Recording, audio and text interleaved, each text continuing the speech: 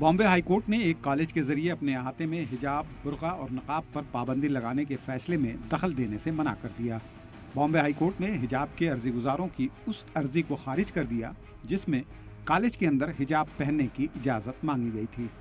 अपने फैसले में हाई कोर्ट ने कहा कि कॉलेज के फैसले में दखल देने की हमें ज़रूरत नहीं लगती।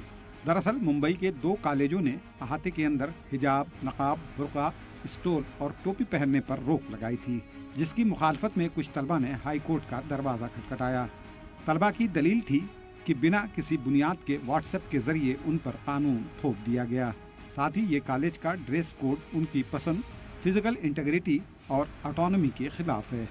वहीं कॉलेज की दलील थी कि ड्रेस कोड सभी पर लागू होता है, न कि सिर्फ मुसलमानों के लिए।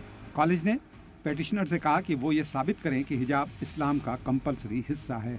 कॉलेज की तरफ से कहा गया कि अगर मुस्तकबिल में कोई गदा या भगवा धारण करेगा तो भी कॉलेज एतराज़ करेगा।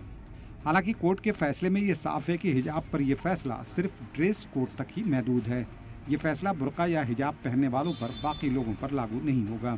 लेकिन कर्नाटक की तरह बॉम्बे हाई कोर्ट के इस फैसले के बाद मुल्क भर में एक बार फिर नई बहस शुरू हो सकती है। ब्यूरो रिपोर्ट, सलाम टीवी।